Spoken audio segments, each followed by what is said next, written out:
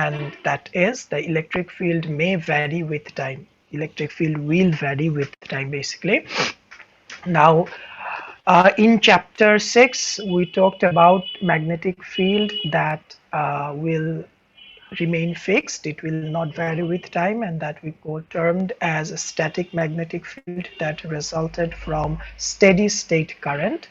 But in this chapter, we will also remove that restriction. That is, now magnetic field will also vary with time. So there are one thing we need to remember here is that when we are talking about electric field, there are two terms that can be used alternately. One is E, another one is D. So by electric field, we can use these two terms synonymously, although we know the difference. And similarly, when we are referring magnetic field, we may use term B or we may term use which one? H. H, very good. So we may use H in a synonymous way, although there lies some difference, but to know the magnetic effect, we can use them whenever we needed. Okay, so in the last class, as far as I can remember, we have started the first effect that we will be observing when we have removed the restriction, that is we're in time varying field, and that first law is one of the fundamental laws of physics, and that is called Faraday's law of electromagnetic induction.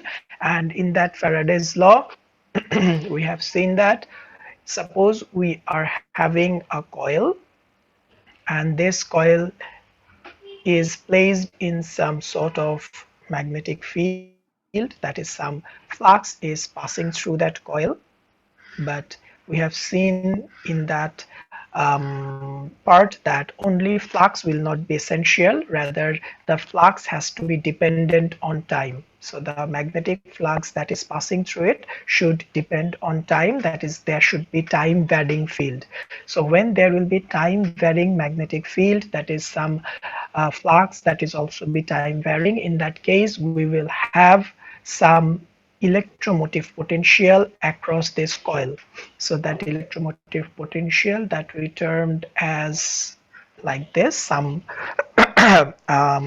what can be said, curled V, or I have found that in your book, in the Sadeco book, we have found this is referred as VEMF. So it looks much better, right? So I will use this term rather than this. This is actually the symbol used in Chang. So I was just referring to that. My mind was there. But in Sadeco, as I'm going through it, I have found that they have expressed electromotive force or the induced voltage like VEMF. So I have found this is more easier to express. So from now on, for electromotive force, I will use VEMF. So in that lecture, we have seen that the electromotive force induced by this coil VEMF will be equal to negative n d phi dt. So that was the lecture up to last class. So here this phi dt means rate of change of flux, rate of change of flux, and here n is number of turns in the coil, number of turns in the coil. And last but not the least, there is minus n Lange's law. minus Lange's law, yes. So that determines the polarity of the voltage. So this is Lange's law. And here VEMF is the induced voltage. So this is induced electromotive force, or if you just for understanding, if you term it as a voltage, induced voltage, I don't mind, as long as you have understood the term. So this is all about Faraday's law of electromagnetic induction, and this is the first law that we find when we make the field to change. আমি যখন ফিল্ডগুলোকে change হতে বলি তখন আমার সামনে প্রথম যেই লটা চলে আসে, that is this law, and this is very much important law in the field of physics, or if we say in the field of electrical engineering. Okay, so from now on we will go to some problem with regarding this law. So let's take a problem. So suppose this is a problem. So the problem says a circular coil with 1 meter radius and 10 turns is placed in a magnetic field B something. Determine the induced EMF at the two terminals of the coil. So again, for any kind of problem, I have always tried to make you remember one thing, and that one thing is whenever you are given a problem, try to type of structure you are working. Structure very plain and simple. Just খুঁজে বের করো এখানে কি কি জিনিস দেয়া আছে এবং আমাকে কি বের করতে বলা হয়েছে, তারপরে তুমি প্রসিডিউর চিন্তা করো। So if we go through the problem, the first thing is that there is a circular coil with 1 meter radius and 10 turns. So আমি যদি এত দূর পর্যন্ত থেমে যাই তাহলে আমি দেখতে পাচ্ছি আমাকে একটা কয়েলের স্ট্রাকচার সম্পর্কে বলে দেয়া আছে। So I am given excuse me, I am given with the structure of a coil. একটা coil দেখতে কেমন, কি পরিমাণ টার্ন আছে, so all things are given. Is placed in a magnetic field B. So I am given with some B. So একটা magnetic field provide করে দেয়া আছে। সো আর কিছু আছে? আর কিছু নেই। So now let's come to what I'm asked to determine. So আমাকে কি বের করতে বলা হয়েছে? Determine the induced EMF, VEMF. Yes, so I'm asked to determine the induced EMF. আমাকে VEMF বের করতে বলা হয়েছে। So this is the structure of the problem. So এখন যখন তুমি বুঝে গেছো যে তোমাকে কি বের করতে বলা হয়েছে, তোমার কি দেয়া আছে সেটা নিয়ে তুমি তখন আর চিন্তা করবে না, rather you will think about যে তোমাকে যা বের করতে বলা হয়েছে তাকে রিলেট করার জন্য তোমার কাছে কি ম্যাথমেটিক্যাল মডেলিং গুলো আছে। তাহলে আমাকে VEMF বের করতে বলা হয়েছে। সো আমি যদি VEMF বের করতে চাই, আমার ম্যাথমেটিক্যাল মডেল বলে VEMF comes from Faraday's law. So Faraday's law will be minus n d phi dt. Very good. এবার তুমি চলে আসো যে তোমার যেই ম্যাথমেটিক্যাল মডেলটা তুমি জানো সেই ম্যাথমেটিক্যাল মডেলটাকে স্যাটিসফাই করার জন্য সব ডেটা দেয়া আছে কিনা। সো আমাদের প্রথমে নাম্বার অফ টার্নস লাগবে, এটা দিয়ে দেয়া আছে। So n is given in the question, so এটা coil property, so it is given in the question as 10. Very good. এবার আমি যদি এই ম্যাথমেটিক্যাল মডেলকে স্যাটিসফাই করতে চাই তাহলে আমার আরেকটা টার্ম দরকার ফাই। এটা কি দিয়ে দেয়া আছে? নাই। তাহলে আমাকে ফাই দেয়া নাই, তাহলে আমি কেমনে করে বের করব? নিশ্চয়ই আরো অন্য কিছু দেয়া আছে যেটা ইউজ করে বের করা যাবে। তাহলে আমার কাছে বি দেওয়া আছে, বি থেকে ফাই কিভাবে করে বের করতে হয়? Summation of surface integration. Very good, 110 and 74। তাহলে আমাকে ফাই বের করতে হবে, বাট বি দেওয়া আছে। তাহলে আমি যদি ফাই বের করতে চাই এবং আমার কাছে বি দেয়া থাকে তাহলে ফাই এর সাথে বি কে রিলেট করতে হবে। সো আমরা এর আগের ক্লাসে করে এসেছি, সেটা হচ্ছে আগের চ্যাপ্টারে ছিল, flux is the surface integration of magnetic field. So flux is the surface integration of magnetic field. So magnetic field যদি দেয়া থাকে সেখান থেকে যদি আমাকে flux বের করতে বলা হয়, then I have to perform surface integration, then I will get the flux that is the needed property here. তাহলে ভেরি গুড, তাহলে এবার এই কাজ করি। সো এখন সবকিছু ভুলে যাও, ফাই বের করার চেষ্টা করো। তাহলে প্রথমে বি আমাদের দেয়া আছে, so B is given directly in the question, so let's take it. So it is given as 10 rho cos of 2 pi 10 to the power 4t az. Very good. তাহলে বি ডিরেক্টলি আমরা পেয়ে গেছি। এবার আমাদের ds লাগবে, so I will be needed the ds vector. তাহলে ফার্স্টে তুমি আমাকে বলো যে আমার এই সিস্টেমটা কোন কোঅর্ডিনেটে আছে?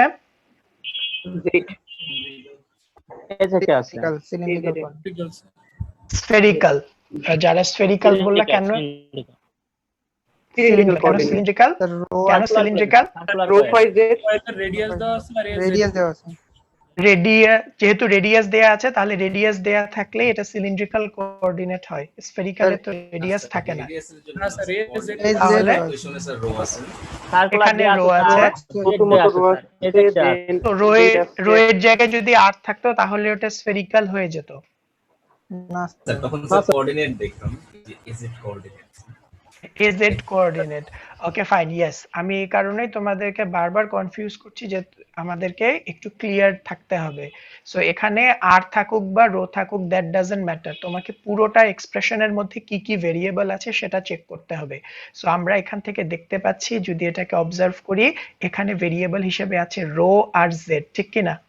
ফাই নাই, তাতে কি হয়েছে? সো আলটিমেটলি এটা কোন কোঅর্ডিনেটে গিয়ে পড়ে? সিলিন্ড্রিক্যাল কোঅর্ডিনেটে পড়ে। কারণ এমন কোনো কোঅর্ডিনেট নাই যেখানে রো আছে জেড আছে, এমন কোনো কোঅর্ডিনেট কিন্তু নাই। এক্স ওয়াই জেড আছে অথবা that is radius phi theta আছে, বাট এমন কোনো কোঅর্ডিনেট নাই আদার দেন সিলিন্ড্রিক্যাল কোঅর্ডিনেট যেখানে রো আছে জেডও আছে। সো এখানে রো বলতে সবসময় রো চিন্তা করলে হবে না, রো বলতে চিন্তা করতে হবে আর, রেডিয়াস চিন্তা করতে পারতে হবে। সো কখনো কখনো এরকম হয় যে আমি পরীক্ষা যখন এই জায়গায় আর দিয়ে দেই, তোমরা এটাকে স্ফেরিক্যাল ধরে করার চেষ্টা করো, বাট পারবা না তো স্ফেরিক্যাল ধরে করতে। স্ফেরিক্যাল কোঅর্ডিনেটে জেড আছে কই? নাই তো। এই আচ্ছা হ্যাঁ স্যার, বলো। স্ফেরিক্যাল কি কোনো কয়েল হইতে পারে? স্ফেরিক্যালে কয়েল না হোক, তুমি এই কয়েলটাকে স্ফেরিক্যালও তো চিন্তা করতে পারো। তুমি একটা বলকে যদি এই বরাবর কেটে একটা স্লাইস নাও, এটা দেখতে একটা কয়েলের মতো হবে না?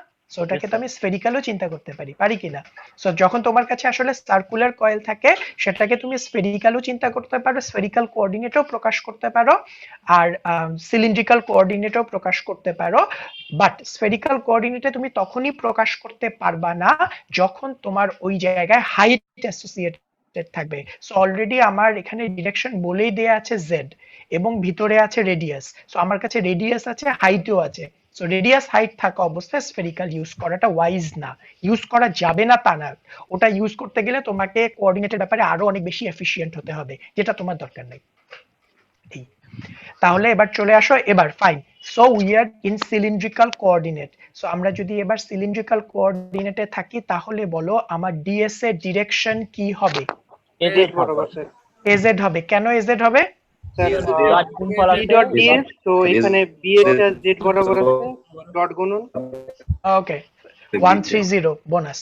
ইয়েস, আমাদের এটা জেড বরাবর এই কারণেই হবে, তার কারণ হচ্ছে here we are performing a dot product. So dot product করার সময় আমাদের প্রথম ভেক্টরে যেই কম্পোনেন্ট থাকে, সেকেন্ড ভেক্টরে এসে শুধুমাত্র সেটা নিলেই চলে, তাহলে আমাদের জেড ডিরেকশন থাকবে। সো এবার জেড ডিরেকশনে সারফেসের মান কত সাপ্লিমেন্টারি দেখে বলো?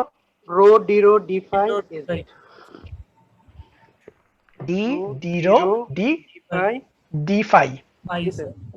ওকে ফাইন, তাহলে আমাদের ডিএস বের হয়ে গেল। এগুলো পুরনো কথা, বাট এই কথাগুলোই কিন্তু কেন তোমাদেরকে তখন আমি বারবার পড়াচ্ছিলাম, কারণ থ্রু আউট দিস কোর্স এই কথাগুলো একইভাবেই লাগবে। তো সামনে গিয়ে আমরা এইগুলোই অ্যাপ্লাই করব। তাহলে এবার এটা এখানে বসাই দেই। আমরা 5 বের করতে চাচ্ছি, তাহলে যদি আমি 5 বের করতে চাই, তাহলে আমার একবারে করে ফেলি, কারণ আমরা যেহেতু ডট প্রোডাক্ট অলরেডি করেছি।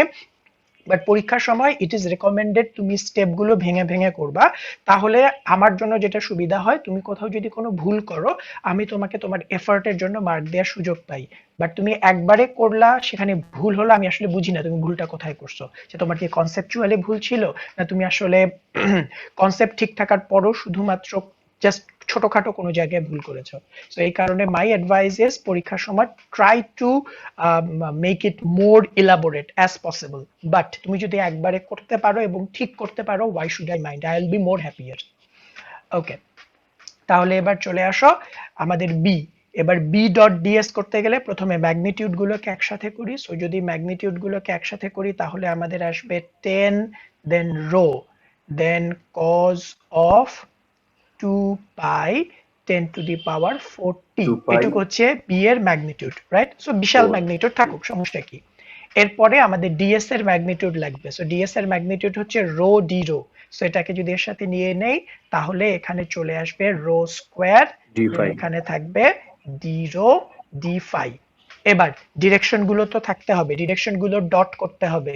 সো যদি ডিরেকশন গুলোকে একসাথে নেই তাহলে az ডট az করলে কত পাওয়া যাবে? 1। ওকে, থ্যাংক ইউ। তাহলে এবার এইটুকু, অলরাইট, আই গট, ইয়েস 1, আমি বুঝতে পারছি। তাহলে এবার এখান থেকে দেখে বলো যে এখানে আমাকে কয়বার ইন্টিগ্রেশন করতে হবে? দুইবার, দুইবার। রোয়ের সাপেক্ষে একবার, ফাইয়ের সাপেক্ষে একবার। রো এর সাপেক্ষে একবার, ফাই এর সাপেক্ষে একবার। দ্যাট ইজ আমাদের একটা ইকুয়েশন সেট আপ করার পরে যতগুলো ডেরিভেটিভ থাকে, ডিফারেন্সিয়াল টার্ম থাকে, আমাকে ওখান থেকে ভ্যালু এক্সট্রাক্ট করার জন্য আমাকে ততবার ইন্টিগ্রেশন করতে হবে। So my one integration will be with respect to phi, another integration will be respect to rho. Very good.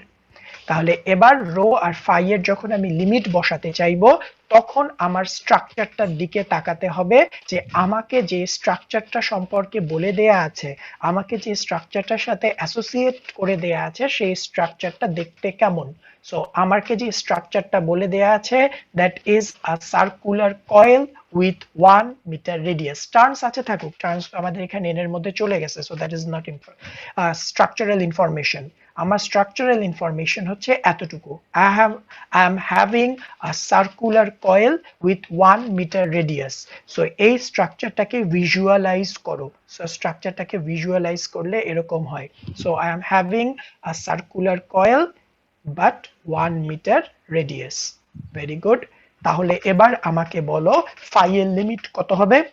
File limit 2 থেকে 2 2 পাই। ফাইল লিমিট 0 থেকে 2 পাই। 0 থেকে পাই কেন হবে না?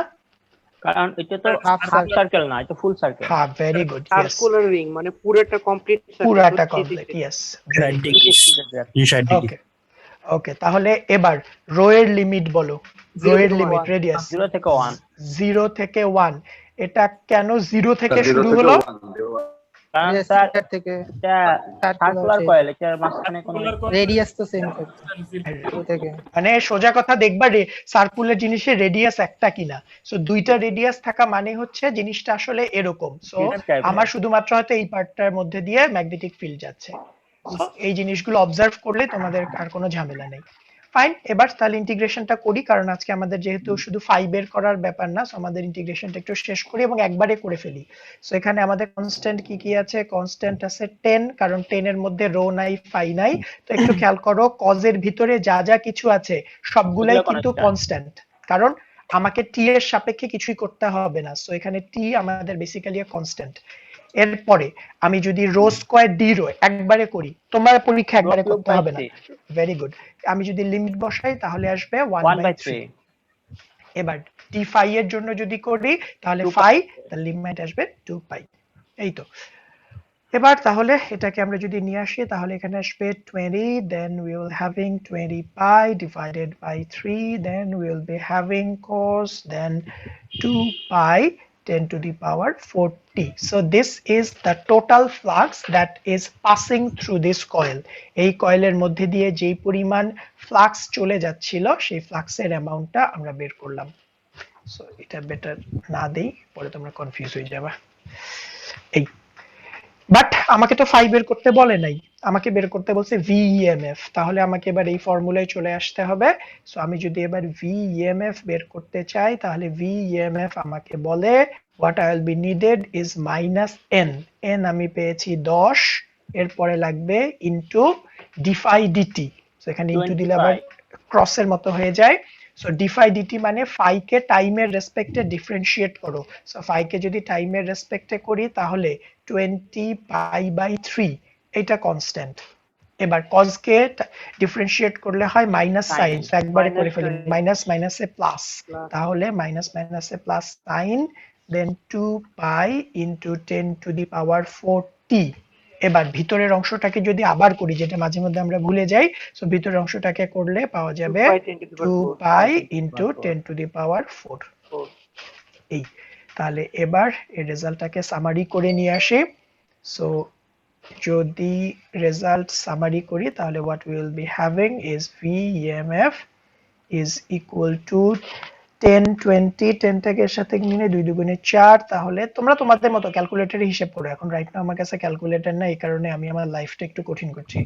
তাহলে 20 40 পাইটা পাই স্কয়ার হয়ে গেল, এখানে 10 টু দি পাওয়ার 10 একটা ছিল, 10 টু দি পাওয়ার 5 হলো, divided by 3, then we will be having sin 2 pi 10 to the power 4t. এবার VMF, this is an induced EMF, unit দিতে হবে। ইউনিট কি? Unit voltage. ভোল্টেজ ভোল্টেজ আবার ইউনিট নাকি? পৃথিবীতে ভোল্টেজ ইউনিট আছে? ভোল্ট। হ্যাঁ, this is the answer. এই তো। স্যার আমাদের ইকুয়েশনে ছিল d5/dt and d5/dt, যেটা ওটাতে স্মল ফাই ছিল, কিন্তু আমরা আচ্ছা না স্মল ফাই না, আমি তোমাদেরকে বারবার ওখানে বলেছি যে আমরা যখনই ফাই বোঝাবো, এখানে ফ্লাক্স বলতে যা বোঝাবো সেটা ক্যাপিটাল ফাই, সেটা তোমরা মাঝে মধ্যে একটু ঠিক করে নিও। সো আমরা ফ্লাক্স বলতে যা বোঝাবো, আমরা মিক্স হয়ে যাই। হ্যাঁ, ওইটা এই কারণে কিন্তু বারবার বলেছিলাম যে তোমরা যখন ফ্লাক্সকে এক্সপ্রেস করবে, এটা আমার নিজেরও মিক্স আপ হয়ে যায়, সো আমাকে কারেক্ট করে দিবা। যখনই আমরা ফ্লাক্সের ব্যাপারে কথা বলবো দ্যাট ইজ ক্যাপিটাল ফাই, আর যখন আমরা কোঅর্ডিনেটের ফাই এর ব্যাপারে কথা বলবো দ্যাট স্মল ফাই, তাহলেই আলাদা থাকে। সো যদি আমি কখনো ভুল করে ফেলি আমাকে জানাবা, even as a matter of fact তোমাদের পরীক্ষাতেও যদি কোয়েশ্চেনের মধ্যে কখনো থাকে তাহলে আমাকে এটা কারেক্ট করে দিতে বলবা। এই ধরনের ম্যাথ থাকলে পারা যাবে, বাট সামনে পেঁচান পরীক্ষার সময় পেঁচাবো তো অবশ্যই। ওকে, সো পেঁচানোটা যখন তোমরা ছাড়াবা, একাই ছাড়াইও, তাইলেই খুশি হব বেশি। ওকে, সো এবার পুরো প্রবলেমটা নিজেরা একটু চেক করো, চেক করে আমাকে বলো if there is any kind of difficulties in this problem.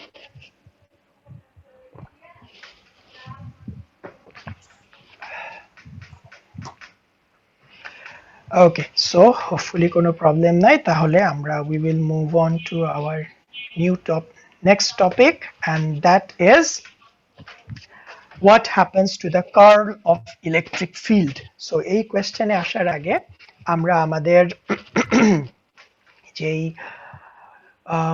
ফ্যারাডেজ ল ছিল সেই ফ্যারাডেজ লতে চলে আসে। তাহলে ফ্যারাডেজ ল ছিল something voltage VEMF is equal to minus n d phi dt. Flux, this is flux d phi dt. Very good. So for the first case of simplicity, আমরা এখানে দুটো কাজ করে নিচ্ছি। এক নাম্বার কাজ হচ্ছে আমরা ধরে নিচ্ছি আমার কাছে এক পাকের একটা কয়েল আছে, just for the sake of simplicity, আর কোনো কারণ নাই, আমরা n কে n রেখেও কাজ করতে পারতাম। and then আমরা ধরে নিচ্ছি VEMF তো জাস্ট একটা ভোল্টেজই, সো এটাকে এভাবে না রেখে আমি জাস্ট পোটেনশিয়াল হিসেবেই লিখতে চাচ্ছি। So this is a potential, তো আমি এটাকে ইনডিউসড পোটেনশিয়াল বলি অথবা যেমনি করেই বলি, দিন শেষে এটা একটা পোটেনশিয়ালই। তাহলে আলটিমেটলি জিনিসটা আসে V is equal to minus n d phi dt.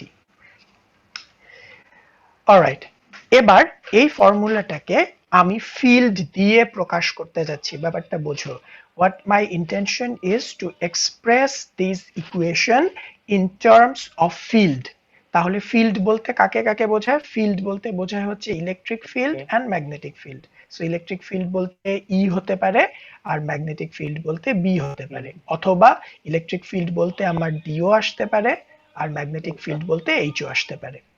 So both R synonymous. তাহলে এবার আমি এই পুরো ফর্মুলাটাকে ই আর বি অথবা ই আর এইচ অথবা ডি আর বি এগুলো দিয়ে প্রকাশ করতে যাচ্ছি। সো ফর্মুলার মধ্যে ফিল্ড কোয়ান্টিটিস গুলো থাকবে। তাহলে আমাদের ফিল্ডের রেসপেক্টে রিলেশনশিপ গুলো লাগবে। সো রিলেশনশিপ গুলো আমরা তো জানি। বলো, ভি এর সাথে কার সম্পর্ক আছে? পোটেনশিয়াল। কার সাথে সম্পর্ক আছে? ইলেকট্রিক ফিল্ডের। ইলেকট্রিক ফিল্ডের। রোল 74 বলো কি সম্পর্ক? Minus curl minus gradient of electric field. gradient of E. Gradient of E. আরো কিছু শুনতে চাচ্ছি কারণ আমি এটা শুনে খুশি হই নাই। বলো, ভি ইলেকট্রিক ফিল্ডের সাথে ভি এর কি সম্পর্ক আছে? ডট গুণ। ডট গুণ। স্টিল খুশি হই নাই। এটাই তো ছিল স্যার। মাইনাস তো বলা হয় না। হ্যাঁ, এটা ছিল না, ওইটা ছিল E is equal to negative gradient of V. যখন ভি এর রেসপেক্টে ই এর রেসপেক্টে ভি কে প্রকাশ করবা তখন সব ভুলে খাইয়ে ফেলছো ও স্যার ডিএন ছিল কি না line integration line integration electric ফিল্ডের লাইন ইন্টিগ্রেশন Negative. করলে পোটেনশিয়াল পাওয়া যায় ঠিক একইভাবে আমার কাছে ফাই আছে ফাই কে এই চারজনের মধ্যে কার সাথে রিলেট করতে পারবা স্যার বি এর সাথে এর সাথে এর সাথে এ কি জিনিস বি এর সাথে বি এর সাথে বি এর সাথে তাহলে একটু আগে তাহলে আমরা বি এর সাথে ফাই এর কি সম্পর্ক surface B is integration of surface B dot S. Integration of of magnetic field okay fine তাহলে এটা হচ্ছে সারফেস ইন্টিগ্রেশন তাহলে এটা বসাই দেই বাট এখানে একটা জিনিস একটু খেয়াল করব অলরেডি এখানে একটা নেগেটিভ আছে সো নেগেটিভটা কিন্তু তার পোলারিটিকে প্রকাশ করে সিমিলারলি এখানেও এই নেগেটিভটা পটেনশিয়ালের পোলারিটিকেই প্রকাশ করে সো আমি যদি আবার এখানে একটা নেগেটিভ বসাই দেই তাহলে এটা একটা নেগেটিভ নেগেটিভ পজিটিভ হয়ে যাবে সো এই কারণে আমরা শুধুমাত্র মানটা নিয়ে আসবো সাইনটা নিয়ে আসবো না কারণ এই নেগেটিভটা কিন্তু ফ্যারাডেজ লয়ের পার্ট ছিল না এটা ছিল লেঞ্জেস লয়ের পার্ট সো এই কারণে দুই নেগেটিভকে দিয়ে আবার পোলারিটি সোজা হয়ে যাবে সোজা করতে চাচ্ছি না আমি পোলারিটি উল্টাই রাখতে চাচ্ছি তাহলে এখান থেকে আমরা বলতে পারি পোটেনশিয়াল মানে হচ্ছে ইলেকট্রিক ফিল্ডের line integration so line integration of electric field is potential minus N এখানে ডি ডিটি তো ডি ডিটির মতোই আছে আর এখানে ফাই ফাই সমান আমরা বলতে পারি ম্যাগনেটিক ফিল্ডের সারফেস ইন্টিগ্রেশন সো ম্যাগনেটিক ফিল্ডের সারফেস ইন্টিগ্রেশন করলে ফাই পাওয়া যায় ভেরি গুড এবার এখন আমি যেটা চাচ্ছি এই ইন্টিগ্রেশনটাকে রিমুভ করে দিতে চাচ্ছি দ্যাট ইজ আমি এই ইকুয়েশনটা চাচ্ছি উইদাউট ইন্টিগ্রেশন যে আমার এখানে ইন্টিগ্রেশন থাকবে না তাহলে এর অপোজিট অপারেশন করতে হয় দ্যাট ইজ ইন্টিগ্রেশনকে ডিফারেন্সিয়েশন করতে হয় বাট এখানে প্রবলেম যেটা হচ্ছে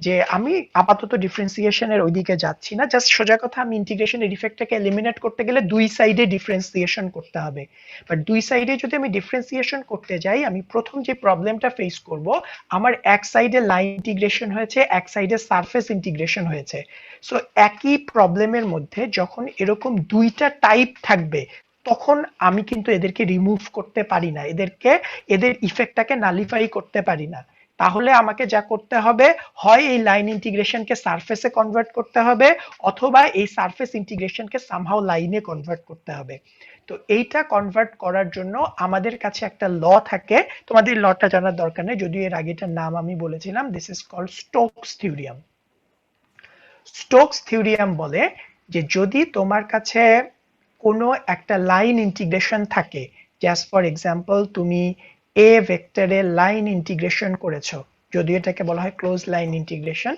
সো তুমি যদি এ ভেক্টরের ক্লোজ লাইন ইন্টিগ্রেশন করো তাহলে সেটা সমান হবে তুমি যদি এ ভেক্টরটাকে কার্ল করো কার্ল করে কার্লের যে রেজাল্টটা পাওয়া যাবে তার যদি সারফেস ইন্টিগ্রেশন করো তাহলে তার সমান হবে যদিও মেইন থিওরিয়ামটা আরেকটু জটিল আরো বেশ কিছু রেস্ট্রিকশন নিয়ে আসে আমাদের জন্য দিস উইল বি সাফিসিয়েন্ট তাহলে স্টোকস থিওরিয়াম কি বললাম যে তোমার কাছে একটা ভেক্টর আছে যাকে তুমি লাইন ইন্টিগ্রেশন করবা এবার ওই ভেক্টরটাকেই এবার যদি তুমি কার্ল করো তারপরে যদি তার সারফেস ইন্টিগ্রেশন করো এখানে তুমি যে রেজাল্ট পাবা এখানেও একই রেজাল্ট পাবা বোথ আর সেম তাহলে এবার বোথ সাইড থেকে আমি যেহেতু ইন্টিগ্রেশনটাকে রিমুভ করতে চাচ্ছি তাহলে রিমুভ করার জন্য আমরা এই জায়গাটায় স্টোকস থিওরিয়াম ইউজ করতে পারি এবং স্টোকস থিওরিয়াম ইউজ করলে আমরা যা পাবো সেটা হচ্ছে আমি ইলেকট্রিক ফিল্ডে লাইন ইন্টিগ্রেশন করছি তাহলে এবার ইলেকট্রিক ফিল্ডের যদি আমি এটাকে সারফেস ইন্টিগ্রেশনে কনভার্ট করতে চাই তাহলে আমাকে ইলেকট্রিক ফিল্ডের কার্ল করতে হবে তাহলে ইলেকট্রিক ফিল্ডের কার্ল হয়ে গেল আর সারফেস ইন্টিগ্রেশন করলে সেটা ইলেকট্রিক ফিল্ডের লাইন ইন্টিগ্রেশনের সমান হবে তাহলে মাইনাস এন এখানে D surface integration of B dot DS DT just এটা খুব বেশি বোঝার দরকার নাই আমার এই কথাটা বিশ্বাস করো বিশ্বাস করে দেখো যে এটা রিফ্লেকশন আমি আনতে পারছি কিনা এখানে so is that clear to you কারো কোনো কনফিউশন আছে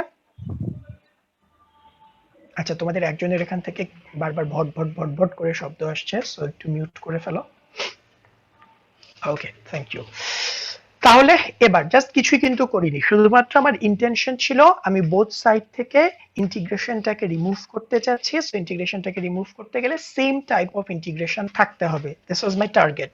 এই টার্গেটটা অ্যাচিভ করার জন্য আমার স্টোকস থিওরিয়াম বলে দেয় যে কোনো কিছুর যদি লাইন ইন্টিগ্রেশন অ্যাভেলেবল থাকে তাহলে সেই লাইন ইন্টিগ্রেশনকে সারফেস করার উপায় হচ্ছে তুমি যার লাইন ইন্টিগ্রেশন করেছো তাকে কার্ল করো, এরপরে তার সারফেস ইন্টিগ্রেশন করো, তাহলে দুইজন সমান হয়ে যাবে। বাট যদিও এখানে কিছু ফাঁক আছে, কথাটার মধ্যে কিছু ফাঁক আছে, আমরা ওই জায়গায় যাচ্ছি না। তাহলে এবার আসো, এবার কিন্তু বোথ সাইডে সারফেস ইন্টিগ্রেশন, তাহলে আমি এবার ইন্টিগ্রেশনটাকে রিমুভ করে দিতে পারি, দ্যাট ইজ পারফর্মিং ডিফারেন্সিয়েশন, ইন্টিগ্রেশনটা রিমুভ হয়ে যাবে। তাহলে আমরা বাংলা ভাষায় বলি কাটাকাটি করে দিতে পারি, যদি এটা ঠিক না। সো ইন্টিগ্রেশন যদি কাটাকাটি করে দেই তাহলে আমাদের, আচ্ছা তার আগে আমাদের n কিন্তু 1 ছিল, so n by default remove হয়ে যায় কারণ n 1 ধরেছিলাম। সো অ্যাকচুয়ালি n টা এখানে আনারই দরকার ছিল না কারণ n তো আমাদের 1 ছিল। তাহলে এবার দুই সাইড থেকে আমরা ইন্টিগ্রেশনটাকে কাটাকাটি করে দিতে পারি, বাট এই কথাটা এই ক্লাসের বাইরে যাওয়া যাবে না, তাহলে আমাদেরকে পাগল বলবে। তাহলে আমাদের যা থেকে যাবে সেটা হচ্ছে curl of electric field, sorry, curl of electric field is equal to minus থেকে যাবে ডি ডিটি, তো আগের থেকেই ছিল, তাহলে ডি ডিটি তো এখানে আমি লিখতে পারছি না, ডি ডিটি থাকবে। অলরাইট, দেন সারফেস ইন্টিগ্রেশন চলে যাবে, এখানে থেকে যাবে বি। তাহলে এত কিছু করার পরে ফাইনালি আমি যা পেলাম তা হলো curl of electric field is equal to minus, আমরা একটু বইয়ের মতো করে লিখি, ডি না লিখে ডেল লিখি, বইটাকে পার্শিয়ালি ডেরিভেটিভ হিসেবে লিখে ডেল ডেল টি। কেন লিখে তারও কিছু কারণ আছে, বাট আপাতত ওটার দরকার নাই, আপাতত তুমি জাস্ট ধরেই রাখো যেটা ডিফারেন্সিয়েশনই হচ্ছে টাইম ডেরিভেটিভ। তাহলে curl of E is equal to minus del B del T. So আমি যদি এই ফ্যারাডেজ লকে ফিল্ড দিয়ে প্রকাশ করি তাহলে ফাইনাল চেহারাটা এরকম হয়। So when Faraday's law is expressed in terms of field, then the law becomes curl of electric field is equal to minus del B del T.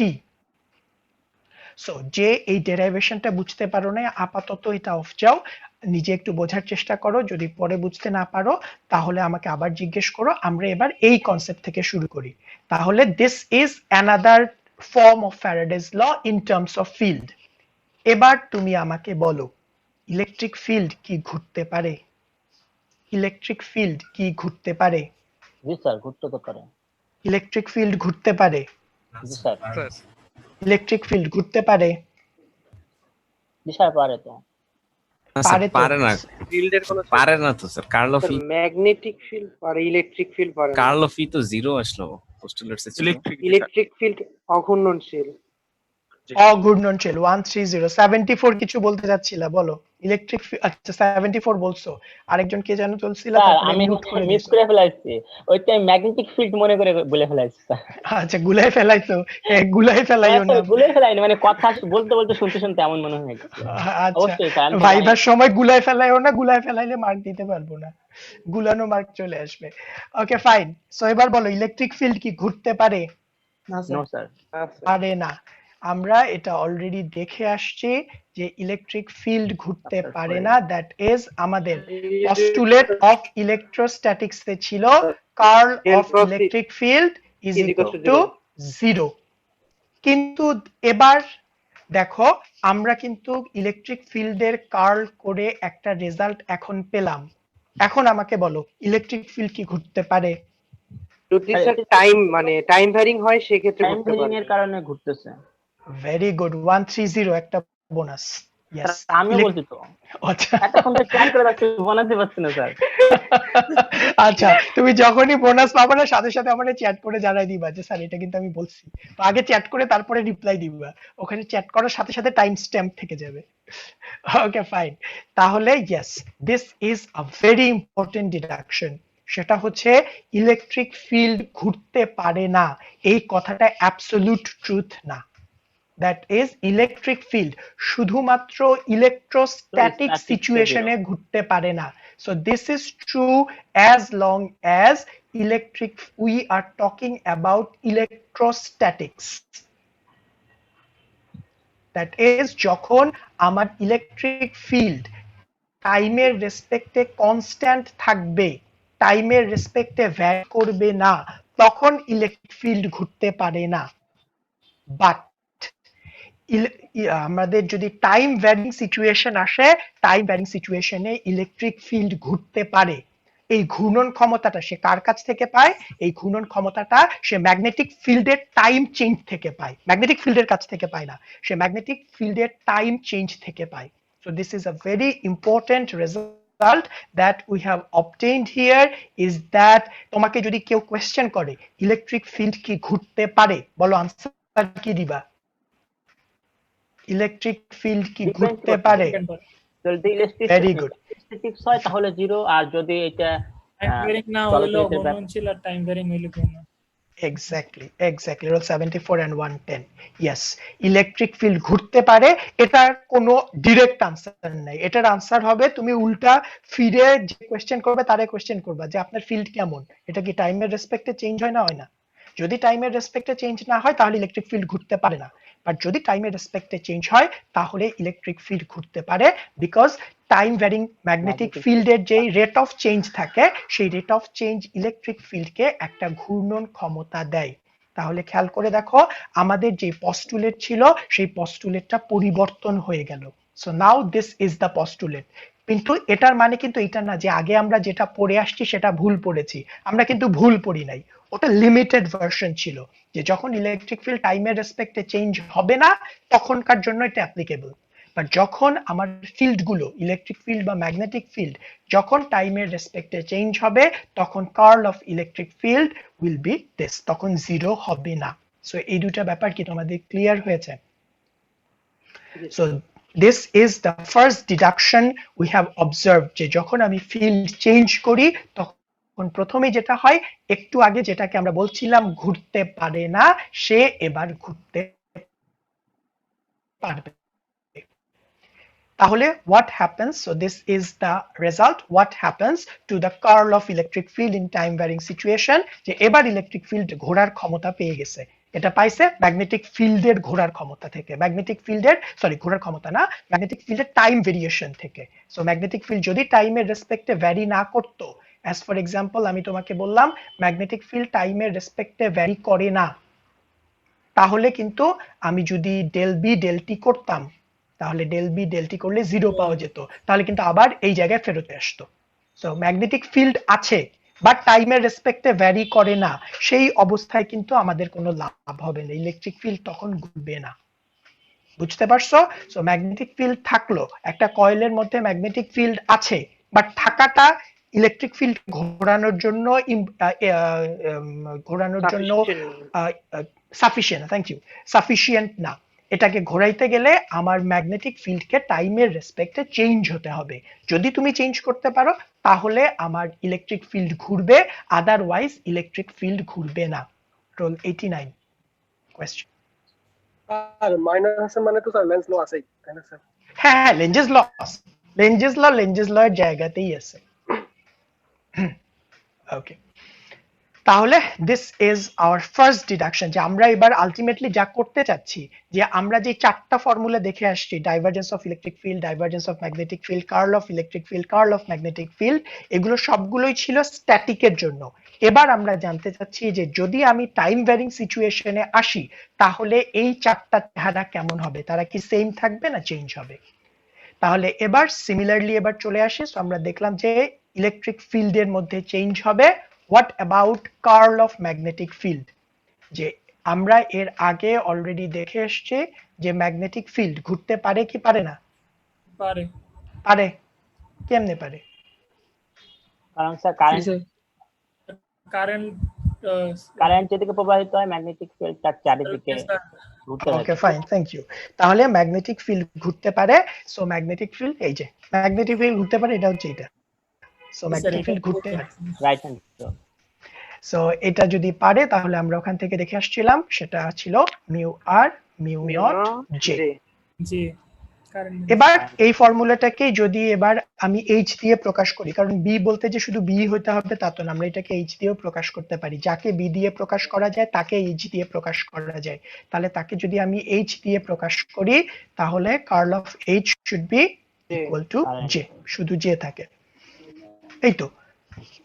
So এই দুইটা ফর্মুলা এক্সপ্রেস করে যে ম্যাগনেটিক ফিল্ড ঘুরতে পারে। আর but this all are true for time invariant situation, that is আমাদের এই দুইটাই কিন্তু স্ট্যাটিক ফিল্ডের জন্য। যদি আমি স্ট্যাটিক অবস্থায় থাকি, when we are talking about static field, this thing is true, that is my magnetic field will not vary with time or my H will not vary with time. So এবার যখন আমি এদের দুইজনকে টাইমের রেসপেক্টে change হতে বলবো, electric ফিল্ডে যেমন কিছু পরিবর্তন এসেছিল, আমাদের ম্যাগনেটিক ফিল্ডের কার্লের মধ্যে কিছু পরিবর্তন আসবে। বাট ইলেকট্রিক ফিল্ডেরটা আমি তোমাদেরকে খুব সহজভাবে বোঝাইতে পারছিলাম, ম্যাগনেটিক ফিল্ডেরটা খুব সহজভাবে বোঝাইতে পারবো না, এবং এই কারণে বোঝানোর চেষ্টাও করবো না। সো এই কারণে আমি যা বলবো তোমরা সেটাকে, আমি যে সামারিটা বলবো, সামারিটা বিশ্বাস করবে, আমি যা বলছি সেটা ট্রু থাকে। অ্যাজ ফর এক্সাম্পল, আমি তোমাকে বললাম আমার কাছে একটা ক্যাপাসিটর আছে। সো তুমি জানো ক্যাপাসিটর মানে কি? ক্যাপাসিটর মানে হচ্ছে দুইটা প্লেট, তার মাঝখানে ফাঁকা।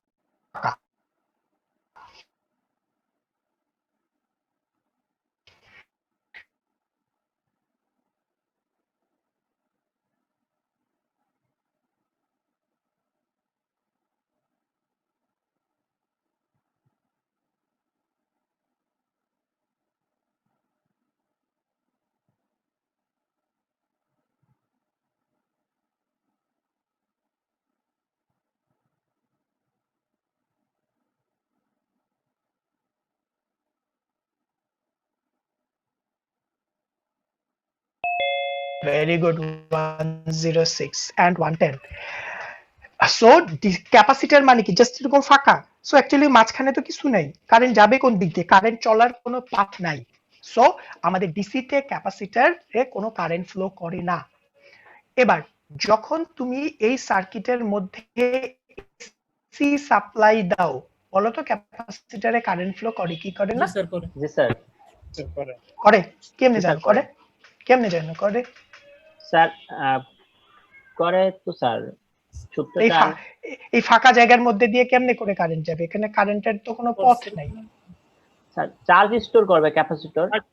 চার্জ স্টোর করলে কারেন্ট ফ্লো হবে কেমনে করে? চার্জ স্টোর করে রাখবে, কারেন্ট ফ্লো হইলো কেমনে করে? কারেন্ট ফ্লো করার জন্য কি পুরো পাথ ক্লোজ করে আসতে হয় না? এই ফাঁকা জায়গায় হিসেবে কাজ করবে। এই ফাঁকা জায়গায় কারেন্ট ফ্লো করবে কেমনে করে? আমাকে সেটা বলো। স্যার প্রোটো ইলেকট্রন এবং ডাইইলেকট্রিক থাকে না স্যার, ডাইইলেকট্রিকের মধ্যে দিয়ে ডাইইলেকট্রিকের মধ্যে কারেন্ট যাবে না তো। ডাইইলেকট্রিক মানে কি? তুই ইনসুলেটর, এটা সবসময় মনে রাখবা। ডাইইলেকট্রিক মানে ইনসুলেটর। চার্জ সো এখানে তুমি বাতাস ডিভাইড হয়ে যাবে, মানে এক পাতে সব নেগেটিভ গুলো আসবে আর একটাতে সব পজিটিভ ডাইপোল গুলো তৈরি হবে। জি স্যার, ডাইপোল গঠিত। হ্যাঁ, তো ডাইপোল গুলো তৈরি হইলো, বাট ডাইপোল গুলো তো ফ্লো করতে পারে না। ফ্লো করতে হবে কাকে? ইলেকট্রনকে। ফ্রি চার্জকে ফ্লো করতে হবে। সো ফ্রি চার্জ এই পর্যন্ত আসবে, আসার পরে যাবে কেমনে করে? এখান দিয়ে ম্যাগনেটিক এখান দিয়ে তো যাইতে পারবে না। স্যার প্রথমে ক্যাপাসিটর চার্জ হবে, দেন ওই ক্যাপাসিটরের থেকে আবার কারেন্টটা প্রবাহিত কোন হবে। দিকে প্রবাহিত হবে? কারেন্ট প্রবাহিত হতে গেলে ক্লোজ সার্কিট লাগবে তো। এই জায়গাটা তো ওপেন। স্যার হয়তো, কিন্তু আমি কিভাবে আপনাকে মানে বুঝাবো সেটাই বুঝতেছি না স্যার। টাইমের Okay, রেসপেক্টে fine. Change Yes. Voltage. টাইমের রেসপেক্টে চেঞ্জ হলে এই জায়গাটায় কারেন্ট কেমনে করে ফ্লো করবে আমারে ওইটা খালি বুঝাও। তো এখানে তো ফাঁকা, এই ফাঁকা জায়গায় কারেন্ট ফ্লো করবে কেমনে করে? কারণ একটা কথা মনে রাখবা, কারেন্ট মানে কিন্তু ক্লোজ পাথ, ওপেন পাথে কোনো কারেন্ট ফ্লো করে না। সো ক্লোজ, আমি এই জায়গাটায় কারেন্ট ফ্লো করবে কেমনে করে বলো? প্রথম কথা হচ্ছে যাও, কারেন্ট, ইয়েস কারেন্ট ফ্লো করে, এসি সার্কিটে কারেন্ট ফ্লো করে, তোমরা এটা জানো। আদারওয়াইজ আমাদের ক্যাপাসিটিভ এলিমেন্ট বলে কিছু থাকতো না। সো কারেন্টটা ফ্লো করে কেমনে করে, that is the question. So এই জায়গাটা বোঝানোটা একটু কঠিন যে আমাদের ফ্রিকোয়েন্সির কারণে। ইয়েস অফকোর্স ফ্রিকোয়েন্সির কারণে, দ্যাট ইজ টাইম ভেরিয়েশনের কারণে কারেন্টটা ফ্লো করে। বাট এই যে কারেন্টটা ফ্লো করে, এই কারেন্টের মেকানিজমটা কিন্তু আমাদের নর্মাল কারেন্টের মতো না। সো নর্মাল কারেন্ট কেমন? Normal current Ohm's law follow করে। সো ওহমস ল ফলো করে নর্মাল এইটাকে বলা হয় কন্ডাকশন কারেন্ট। সো আমাদের যখন স্ট্যাটিক সিচুয়েশনে প্রথম আমরা অবস্থায় থাকি, ক্যাপাসিটরটা চার্জ হবে, পরে স্যার আবার ডিসচার্জ হবে, মানে কারেন্টটা স্যার বিপরীত মুখে যাবে। বিপরীত, হ্যাঁ ডিসচার্জ হবে, ভালো কথা, বাট কারেন্ট এই যে এই জায়গাটুকুর তাইলে কি হবে? What about this part? কারণ আমাকে কারেন্ট ফ্লো করতে গেলে পুরোটার মধ্যে দিয়েই ফ্লো করতে হবে। অলরাইট, জাস্ট এবার সামারিতে চলে এসে বললাম তো এটা নিয়ে কথা বলতে গেলে অ্যাকচুয়ালি আমাদের পুরো একটা লেকচার চলে যাবে এটা নিয়ে। If we just want to talk about it, আমি জাস্ট তোমাদের কিউরিসিটিটা গ্রো করাই দিলাম, তোমরা এটা নিয়ে নিজেরা একটু স্টাডি করবা। আমি সামারিটা বলছি। সামারিটা হলো যে আমাদের যখন স্ট্যাটিক সিচুয়েশন থাকে, স্ট্যাটিক বলতে তুমি যদি স্ট্যাটিককে ডিসি ভাবে বোঝো তাহলে আরো ভালো, তুমি যদি ডিসি হিসেবে চিন্তা করতে পারো, বাট আমাদের ওয়েভ ফিজিক্সে ফিল্ডসে আমরা এটাকে ডিসি বলি না, আমরা বলি স্ট্যাটিক ফিল্ড। সো আমার কাছে যখন স্ট্যাটিক ফিল্ড সিচুয়েশন থাকে, আমার সার্কিটের মধ্যে যে কারেন্টটা ফ্লো করে, তুমি যে বলো অথবা আই বলো, দুইটাই তো কারেন্ট। সো এই কারেন্টটা হচ্ছে অনলি কন্ডাকশন কারেন্ট। এখানে যেই কারেন্টটা ফ্লো করে সেই কারেন্টটাকে আমরা বলি শুধু কন্ডাকশন কারেন্ট। কন্ডাকশন কারেন্ট মানে কি? কন্ডাকশন কারেন্ট মানে তারের মধ্যে করে যেমনি করে কারেন্ট ফ্লো করে। সো তারের মধ্যে দিয়ে কারেন্ট ফ্লো করার জন্য কোনো ফাঁকা জায়গা থাকা যাবে না, পুরো সার্কিট কমপ্লিট হইতে হবে, সে ওহমস ল ফলো করবে, ওহমস ল ফলো করে কারেন্ট ফ্লো করবে। So that is one mechanism.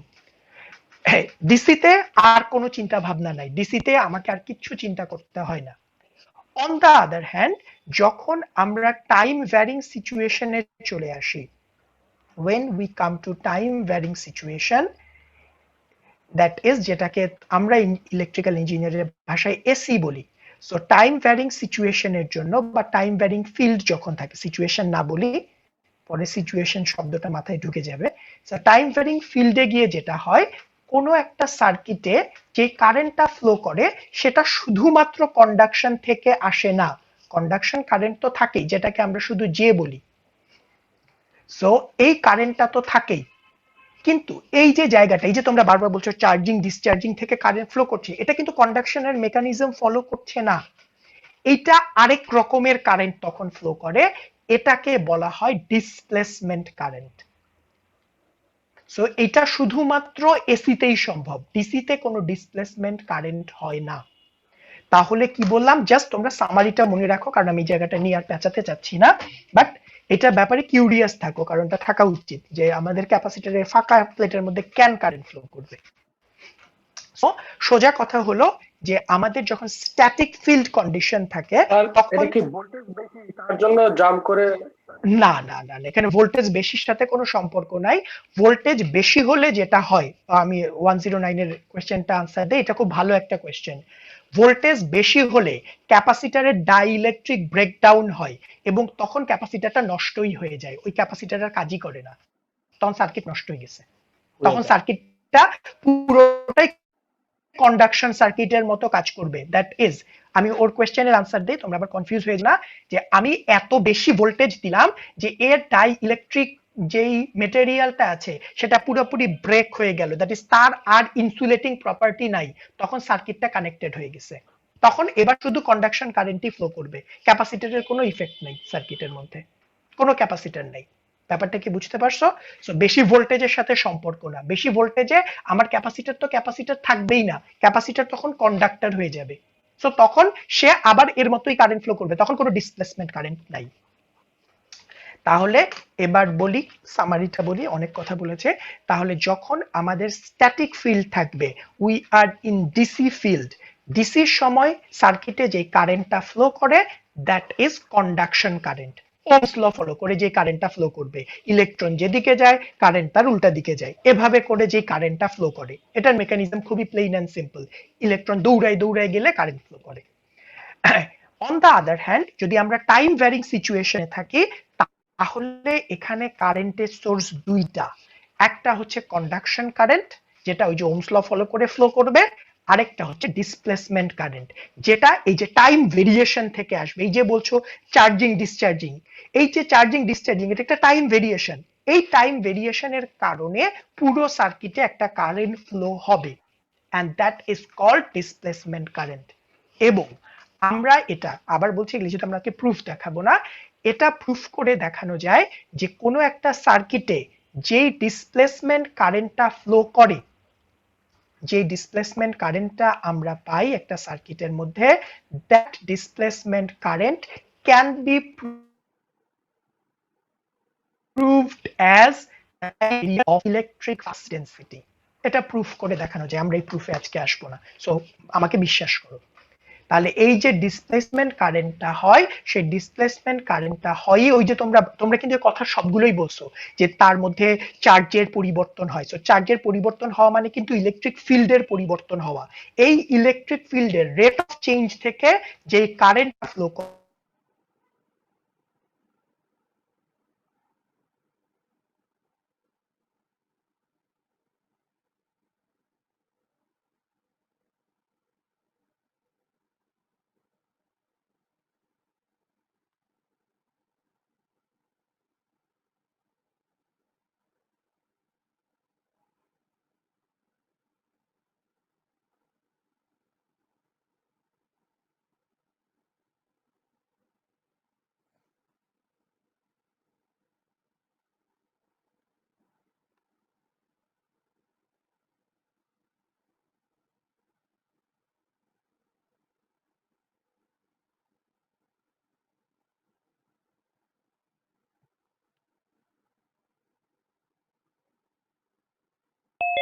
তখন আমার টোটাল একটা সার্কিটের যে টোটাল কারেন্টটা থাকবে, আমরা বইয়ের মতো করে একটু লিখি, টোটাল যে কারেন্টটা থাকবে সেটাকে টোটালি বলি, তাহলে আমাদের বইয়ের সাথে মিলে ভালো।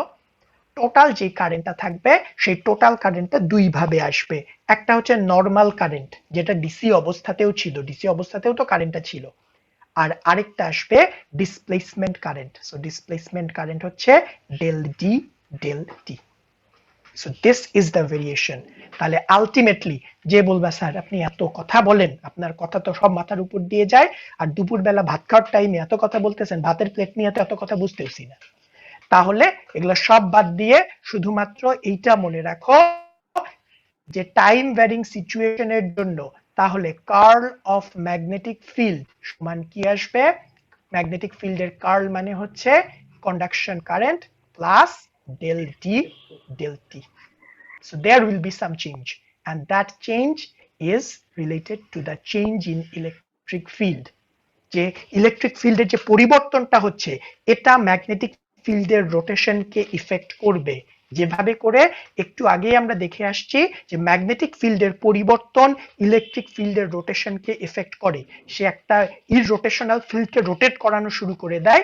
সিমিলারলি ইলেকট্রিক ফিল্ডের যে পরিবর্তনটা হবে, সেই পরিবর্তনটা আমার ম্যাগনেটিক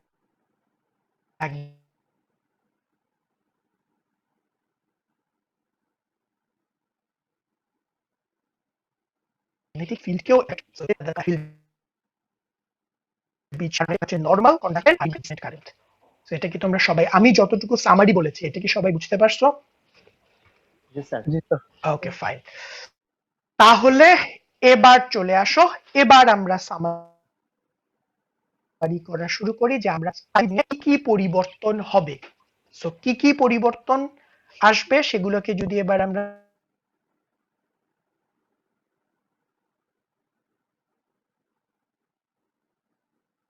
সামারি করি। এবার এক নাম্বার ফিল্ড, দুই number we want to know what will happen to the divergence of magnetic field. 3 number, we want to know what will happen to the curl of electric field. 4 number, we want to know what will happen to the curl of magnetic field. বলতে পারো sir উপরে কি B বললেন, এটাকে H বললেন কেন? কোনো কারণ নাই, আমাদের বই বলে। সো তুমি চাইলে এটাকে এইচ বলতে পারো, কোনো সমস্যা নাই, কারণ দুইটাই তো একই জিনিসকেই বোঝায়, শুধুমাত্র একটু কনস্ট্যান্টের ভেরিয়েশন থাকে। তাহলে এবার প্রথম কথা হচ্ছে টাইম ভ্যারিং ফিল্ডে প্রথম ফর্মুলার কোনো পরিবর্তন হয় না। স্ট্যাটিকে যা ছিল টাইম ভ্যারিং এও তাই থাকে। তার কারণ এখন চার্জের অ্যামাউন্টটা টাইমের রেসপেক্টে ভ্যারি করতে থাকে। সো আমরা জানি ইলেকট্রিক ফিল্ডে ডাইভারজেন্স করলে কি পাওয়া যায়? Charge divided by absolute velocity. Exactly, সোজা কথা চার্জ পাওয়া যায়। সো এই চার্জটা এবার টাইমের এফেক্টে ভ্যারি করবে, সো কোনো সমস্যা নেই, এক্সট্রা কিছু টার্ম আসবে না। So it will be epsilon R epsilon naught. That is, এখানে জাস্ট একটা সাইলেন্ট টার্ম মাথার মধ্যে রাখো। এটা তোমাদের যদি কখনো এগুলো লিখতে হয়, লিখার দরকার নাই, জাস্ট মাথার মধ্যে রাখো যে তাহলে কি আসলেই কোনো পরিবর্তন হলো না? পরিবর্তন হচ্ছে। এই ইলেকট্রিক ফিল্ড যখন টাইমের রেসপেক্টে চেঞ্জ হচ্ছে, এই চার্জটাও টাইমের রেসপেক্টে চেঞ্জ হচ্ছে। আর ফর্মুলার চেহারায় কোনো পরিবর্তন নেই, বাট তাদের বিহেভিয়ারাল পরিবর্তন হচ্ছে। আগের বারই আমার সিস্টেমে চার্জটা ফিক্সড থাকতো, আমি যেই রেজাল্টটা পেতাম ফিক্সড রেজাল্ট পেতাম। এবার দেখবো যে চার্জটা পরিবর্তন হচ্ছে, কারণ আমার ইলেকট্রিক ফিল্ড পরিবর্তন হচ্ছে। এই এবার চলে আসো, let's move on to divergence of magnetic field. বলো, ম্যাগনেটিক ফিল্ডে ডাইভারজেন্স করলে কত পাওয়া যায়? 0। কারণ কি? কারণ ম্যাগনেটিক ফিল্ড আমাদের কোনো ডিসক্রিট পোল পাওয়া যায় না। সো ডিসক্রিট পোল, এটা যেরকম ফিক্সড সিচুয়েশনে পাওয়া যায় না, ঠিক একইভাবে টাইম ভ্যারিং সিচুয়েশনেও কোনো ডিসক্রিট পোল পাওয়া সম্ভব না। So it is always true. এবার আসো, টাইম ভ্যারিং সিচুয়েশনের জন্য কার্ল অফ ইলেকট্রিক ফিল্ড করলে কি পাওয়া যায়? Minus del B del T, del T. এবার কার্ল অফ ম্যাগনেটিক ফিল্ড করলে কি পাওয়া যাবে? আগে তো কারেন্ট ছিলই, কন্ডাকশন কারেন্ট, এবার তার সাথে পাওয়া যাবে ডিসপ্লেসমেন্ট কারেন্ট, ডিসপ্লেসমেন্ট কারেন্ট। এবার আমি যদি এই ফর্মুলাগুলোই, সো আমি যেই চেহারায় লিখলাম তাদেরকে বলা হয় ডিফারেনশিয়াল ফর্ম, ডিফারেনশিয়াল ফর্ম। এবার আমি এদের চারজনকে ইন্টিগ্রাল ফর্মে লিখতে যাচ্ছি। সো ইন্টিগ্রাল ফর্মে লিখতে যাচ্ছি, তাহলে খুব তাড়াতাড়ি আমাকে বলো ডাইভারজেন্সের ইন্টিগ্রেশন করলে কি হয়?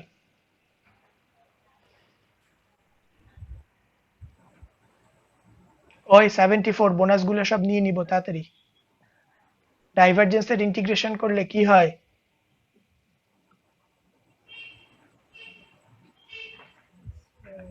পেজ উল্টায় বলতে বলি নাই, মনে রেখে বলতে বলছি, পেজ উল্টানো শব্দ পাওয়া যাচ্ছে।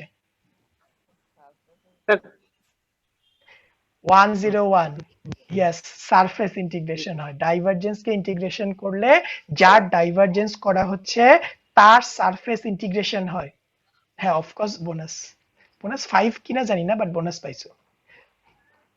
আর হ্যাঁ, 74 এর বোনাস তোমার কাছে চলে আসছে কিছু। তাহলে ডাইভারজেন্স কে ইন্টিগ্রেট করলে যার ডাইভারজেন্স করা হচ্ছে তার ক্লোজ সারফেস ইন্টিগ্রেশন হয়।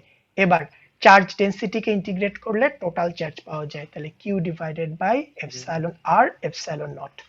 এবার চলে আসো 2 নাম্বার, আবার বি এর ডাইভারজেন্স করছি, তাহলে বি এর ডাইভারজেন্স করলে বি এর সারফেস ইন্টিগ্রেশন পাওয়া যাবে, তাহলে বি এর ক্লোজ সারফেস ইন্টিগ্রেশন পাওয়া যাবে। 0 কে ইন্টিগ্রেট করলে 0ই পাওয়া যাবে। নাম্বার 3, চলে আসো, কার্ল কে ইন্টিগ্রেট করলে কি হয়? ওই কার্ল কে ইন্টিগ্রেট করলে কি হয়? Line integration close line integration. তাহলে লাইন ইন্টিগ্রেশন হয়, যাকে কার্ল করা হচ্ছে তার ক্লোজ লাইন ইন্টিগ্রেশন হয়।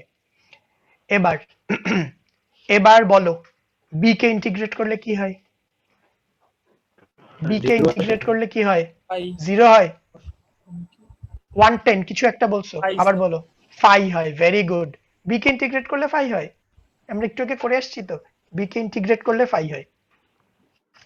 তাহলে এবার চলে আসো 4 নাম্বার। আচ্ছা, আমার অ্যালাইনমেন্টটা নষ্ট হয়ে গেল, আচ্ছা থাকুক। এবার আবার আমি এইচ এর কার্ল করছি, সো কার্ল কে ইন্টিগ্রেট করলে এইচ এর লাইন ইন্টিগ্রেশন হয়, ক্লোজ লাইন ইন্টিগ্রেশন হয়। বলো জে কে ইন্টিগ্রেট করলে কি হয়? Mu not I. Mu not I, mu not কোথা থেকে আসবে? স্যার আই শুধু আই আসে, ওই যে চার্জ কারেন্ট আসে, আই আসে প্লাস। এবার ডি কে ইন্টিগ্রেট করলে কিছু হয় না, ডি কে ইন্টিগ্রেট করলে ডি থাকে, মানে দ্যাট ইজ ডি এর ইন্টিগ্রেশন থাকে, পার্টিকুলার কোনো টার্মিনোলজি এখানে আসে না। এই তাহলে এবার এই যে ফর্মুলাগুলো আমরা পেলাম প্রতিটারই, যদি আমরা 1 নাম্বার লাইনে আসি, যদিও আমার এখানে লাইন টানাটা খুবই ডিফিকাল্ট, কেউ কি বলতে পারবা এই লটার একটা নাম আছে? গাউস ল। Yes, very good. Gauss's law. Rule 89. Gauss's law. এবার বলো এই লটার আরেকটা নাম, এই লটার একটা নাম আছে, বলো এই লটার মানে কি?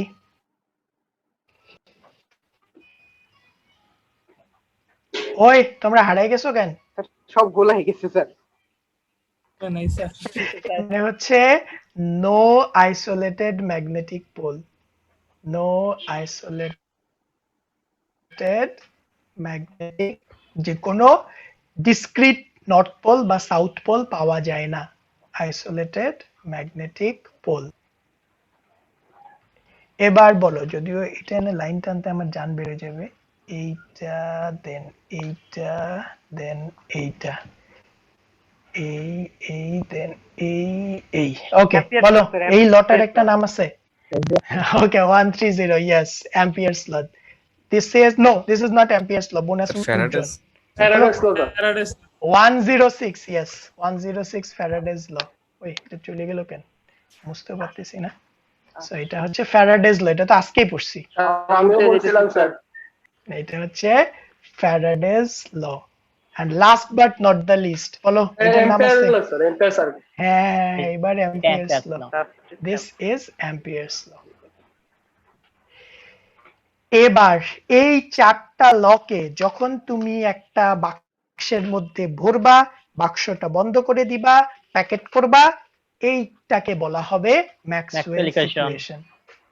So Maxwell's equation is basically not any unique equation, rather a collection of some laws. এই ল গুলারে একটা গিফট প্যাকেট বানাও, তুমি যা পাবা তার নাম হচ্ছে Maxwell's equation, and that is the most important equation in wave science. Wave সায়েন্সের জন্য এই ইকুয়েশন গুলো, these are the starting point of wave science. এটা ছাড়া আমাদের ম্যাক্সওয়েল মানে ওয়েভ সায়েন্স হইতোই না। There will be no wave, electromagnetic wave related আমরা কোনো কাজই করতে পারতাম না unless Mister James Clerk Maxwell এই চারটা লকে একসাথে নিয়ে একটা গিফট প্যাকেট না বানাইতো। So James Clerk Maxwell was a British scientist, British physicist basically. He is this man যিনি যা করেছেন, এর আগে যতগুলো ল ছিল সেই ল গুলোকে একসাথে থিওরিটিক্যালি কম্বাইন করেছেন, এবং উনি কম্বাইন করে দেখিয়েছেন যে আপনারা যদি এই চারটা লকে কম্বাইন করতে পারেন, আপনি যা রেজাল্ট পাবেন, রেজাল্ট হচ্ছে এইটা। চারটা লকে কম্বাইন করেন, কম্বাইন করলে যা রেজাল্ট পাওয়া যাবে, দ্যাট রেজাল্ট ইজ দিস। এইটা, এই চারটা ল যারা বানাইছে তারা এটা বলতে পারে নাই, তারা ডিসক্রিটলি চারটা ল দিয়ে দিয়েছে, বাট তাদের কম্বাইন্ড ইম্প্যাক্ট যে এত বড় একটা ইম্প্যাক্ট হতে পারে, এই ইম্প্যাক্টটা তারা বলতে পারে নাই। That's why this person, although he actually discovered nothing, just সবাইকে কম্বাইন করেছেন, করে he has become one of the pioneer in the field of physics, and he has become the one of the founder of wave theory. So these are called Maxwell's equation, এবং এই কোর্সে সবচেয়ে important slide এটা, এবং খেয়াল করে দেখো আমরা এই কোর্সে আলটিমেটলি এই চারটা নিয়েই কিন্তু বারবার পড়েছি। Now we are having the final form of this equations. আমাদের যে পস্টুলেট গুলো ছিল সেই পস্টুলেট গুলোর ফাইনাল চেহারায় আমরা চলে আসছি। So this are called Maxwell's equation. তো এখানে ম্যাক্সওয়েলস ইকুয়েশনের আরেকটা মজার ব্যাপার হচ্ছে, ম্যাক্সওয়েলস কিন্তু থিওরিটিক্যাল ফিজিসিস্ট, উনি এই লয়ের কোনোটারই প্র্যাকটিক্যাল কোনো কাজ করেন নাই। উনি কিন্তু একবারও এইটা প্রমাণ করে উনি দেখান নাই যে এখান থেকে এখানে আসা যাবে। উনি থিওরিটিক্যালি প্রমাণ করেছেন যে এই চারটা ইকুয়েশনকে কম্বাইন করলে এরকম হবে। এরপরে লেঞ্জেস এবং আরো কিছু রাশিয়ান সায়েন্টিস্ট, আমার নামগুলো মনে নাই, তারা এটাকে প্রমাণ করেছেন যে হ্যাঁ আসলেই এটা সম্ভব। এবং এর পরে মার্কনি রেডিও বানায় দেখাইছে যে ইয়েস, ম্যাক্সওয়েল যে কথাগুলো বলছে এবং লেঞ্জ যেটা প্রমাণ করে দিয়ে গেছে, সেগুলো দিয়ে আসলেই কমিউনিকেশন করা সম্ভব, যে কোনো তার ছাড়া, কোনো কানেকশন ছাড়া communication possible. So the significance of Maxwell's equation, and this is one of the prime output that you have to bring after the end of this course. এই কোর্স শেষ করার পরে কিচ্ছু মনে রাখতে না পারো, যদি এই স্লাইডটা শুধু মনে রাখতে পারো এবং ফার্দার লাইফে কোথাও যদি ওয়েভ নিয়ে কাজ করতে চাও, you will be very much ready for it, just যদি এই স্লাইডটা মনে রাখতে পারো।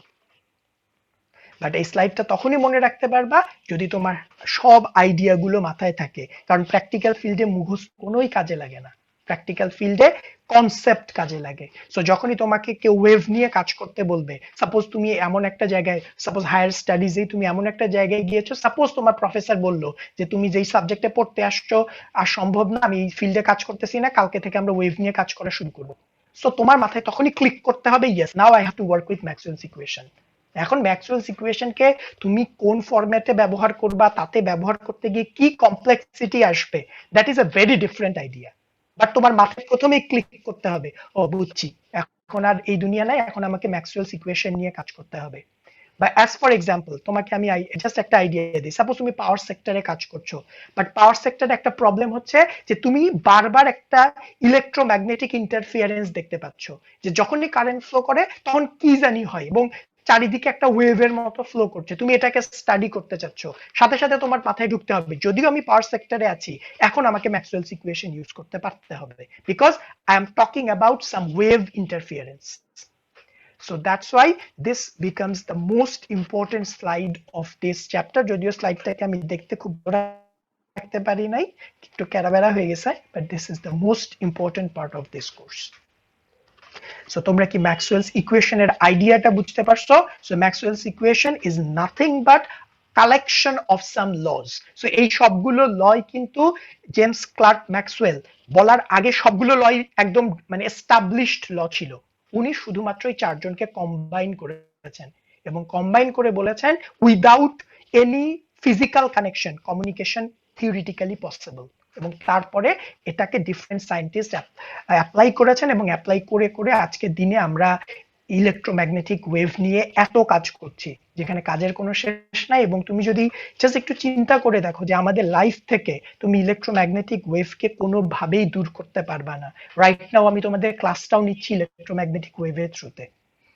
তো এটা যদি না হতো, এই ইকুয়েশন গুলো যদি না থাকতো, এগুলো কোনো কিছুই সম্ভব হতো না, অ্যাবসার্ড ছিল। অলরাইট, এবং সবচেয়ে মজার ব্যাপার হচ্ছে এটা আবিষ্কার হয়েছে 1864 সালে। So this was very old, মানে এটা মানধাত্তার চেয়েও মানধাত্তা বলে প্রি হিস্টোরিক এরিয়া, এরাতে এই জিনিসগুলো আবিষ্কার হয়ে গেছে, but still we are applying it. এবং এর চেয়েও মজার ব্যাপার হচ্ছে সোফার এই লয়ের কেউ কোনো এটাকে মাঝে মধ্যে বলা হয় যে ক্লাসিক্যাল থেকে একটু ইমপ্রুভমেন্টের দিকে যাওয়া, সোফার এর কোনো ইমপ্রুভমেন্ট আসে নাই, অনেক আইডিয়ার ইমপ্রুভমেন্ট আসছে। যেমন অনেক কিছু তোমরা দেখবা যে মেটেরিয়াল সায়েন্সে বলে যে আগেরটা ছিল ক্লাসিক্যাল, এখন হয়ে গেছে কোয়ান্টাম, স্টিল ওয়েভ সায়েন্সে এমন কিছু সোফার আসে নাই। Wave science is still dominated by this ideas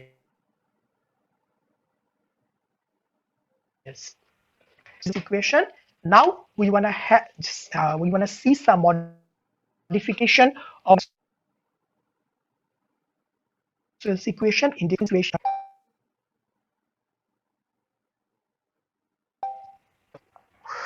All right, we have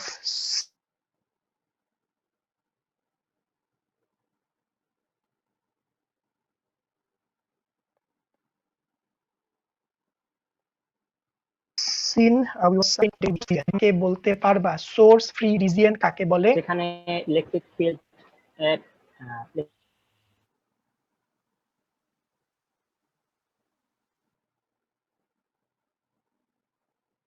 all agree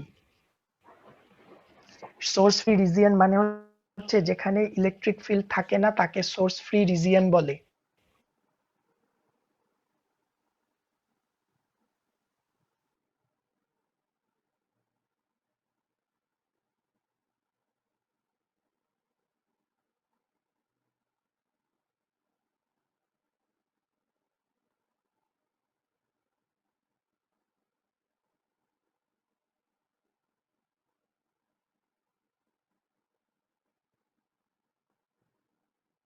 থাকতে পারবে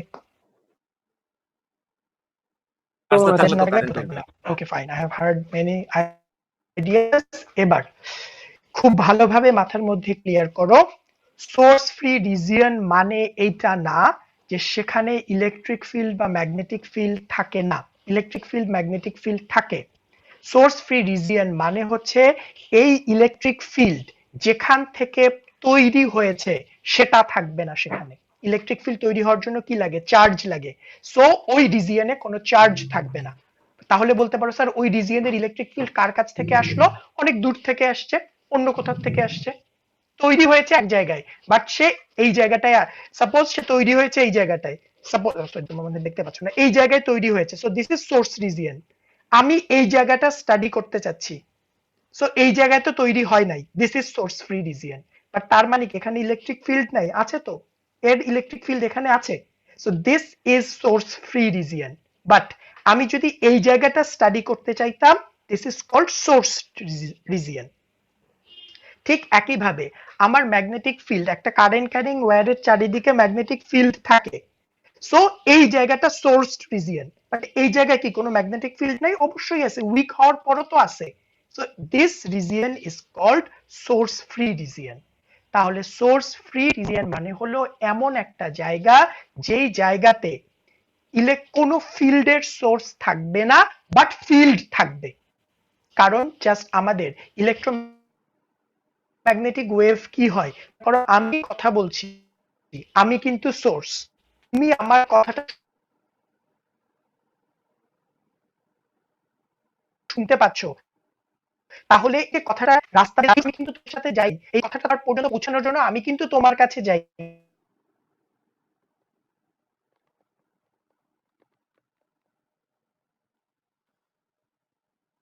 নাই, পুরোটা রাস্তাই কিন্তু সোর্স ফ্রি। এই কারণে দেখবা যে আমরা বারবার সোর্স ফ্রি রিজিয়ন নিয়ে অ্যানালাইসিস করতে চাই, সোর্স নিয়ে বেশি কথা বলি না।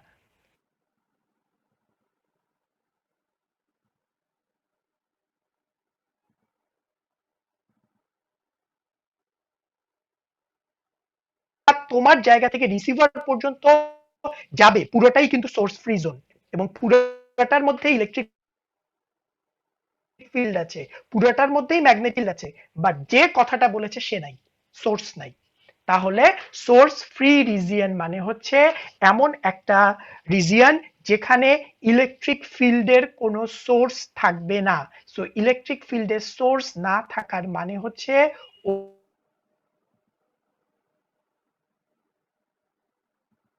ওই রিজিয়নে কোন চার্জ, সেই চার্জ তুমি ডেনসিটি দিয়ে চিন্তা করবা না তুমি টোটাল চার্জ দিয়ে চিন্তা করবা, it's up to you, whatever it is, কোনোটাই থাকবে না।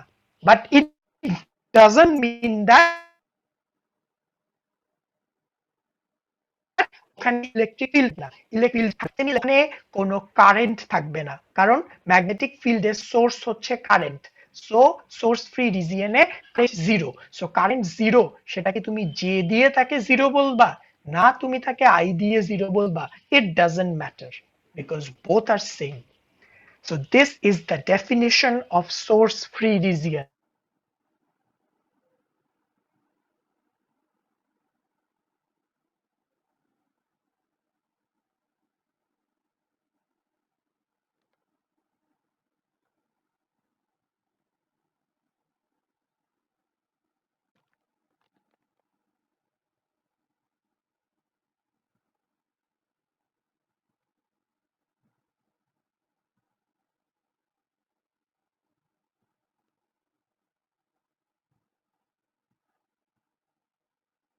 তৈরি হয়েছে, সেই তৈরি হওয়ার সোর্সটা নাই, দ্যাট ইজ কারেন্ট নাই।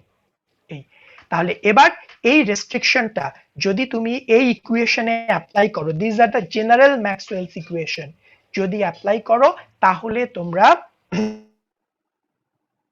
সোর্স ফ্রি রিজিয়নের জন্য ইকুয়েশন পেয়ে যাবা। So let's come to the first equation, that is dielectric field. বলো কি হবে? জিরো হয়ে যায়, বাট ডাইভারজেন্স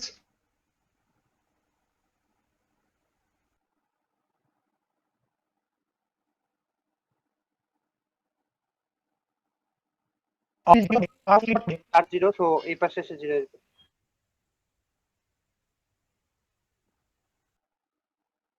কোন পাশে এসে জিরো হবে, কার্ল ফিল হবে জিরো যাবে।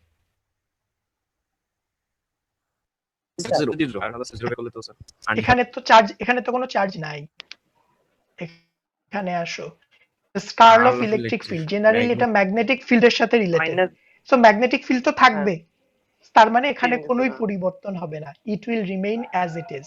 কারণ তোমাদেরকে কিন্তু বারবার বলা হচ্ছে সোর্স ফ্রি রিজিয়নে ইলেকট্রিক ফিল্ড ম্যাগনেটিক ফিল্ড থাকে, সোর্স থাকবে না। So this is not the source, this is the result, তাহলে এটা থাকবে। Then last but not the least, curl of magnetic field H, বলো কি হবে? 0 হয়ে যাবে। জিরো হয়ে যাবে, কেন জিরো হবে? না স্যার, এটা এটা জিরো জিরো হবে, হবে স্যার, এ আরেকটা জিরো হবে, Exactly. যেটা জিরো হবে এ তো থেকে যাবে, জি স্যার। so field টার্মটা থেকে যাবে, del D del T. So these are the differential form of Maxwell's equation in source free region. So এবার এটাকে যদি আমি ইন্টিগ্রাল ফর্মে কনভার্ট করতে চাই, তাহলে ডাইভারজেন্স কে করলে আসে E dot ds, লাইন ওই surface surface integration. Integration, close surface integration. আজকে ওই যে ছোটবেলায় তোমরা কখন এটা করছো দেওয়ালে না, এটা স্যার, আমি জানি না। দেওয়ালে ইয়ে করে কাগজ দিয়ে। না না না, এটা খুব সহজ কাজ। ছোটবেলায় যেটা হয়তো এক লাইন 10 বার করে লিখাইতো খাতার মধ্যে, ওই যে পরীক্ষা ক্লাসে হোমওয়ার্ক দিত, I am a good boy, এটা 10 বার লিখে নিয়ে আসবা। সো তোমরা খাতার মধ্যে 10 বার লিখবা, ডাইভারজেন্স কে ইন্টিগ্রেট করলে ক্লোজ সারফেস ইন্টিগ্রেশন হয়, কার্লকে ইন্টিগ্রেট করলে ক্লোজ লাইন ইন্টিগ্রেশন হয়। এইটা ততক্ষণ পর্যন্ত লিখতে থাকো যতক্ষণ পর্যন্ত মাথায় না ঢুকে। তাহলে এবার চলে আসো 2।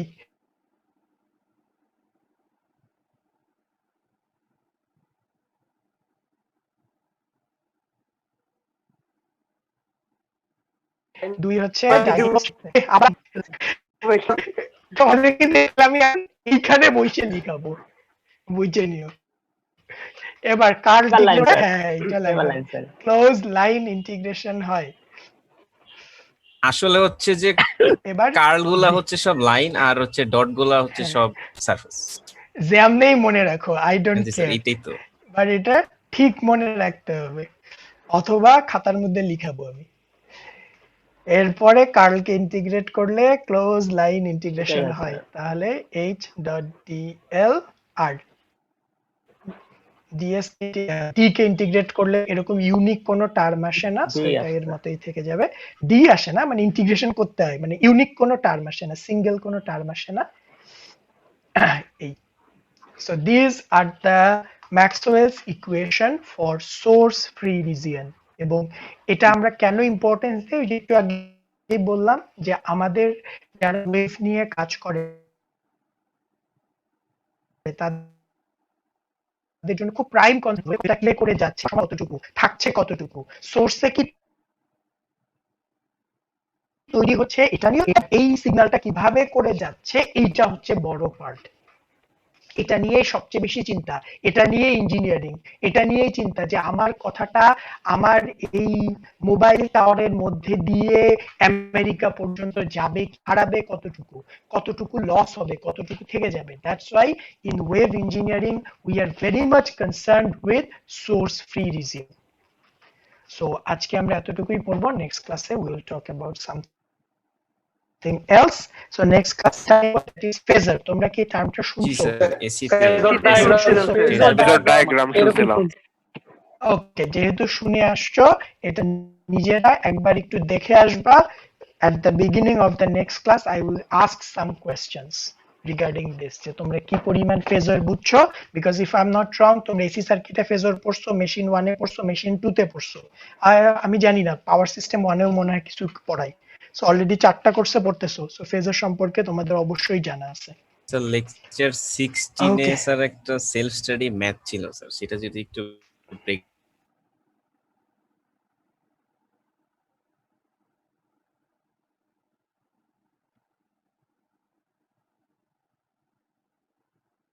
করে দিতেন শুরুটা স্যার। ডাউন যদি করতে হয় ম্যাগনেটোস্ট্যাটিক,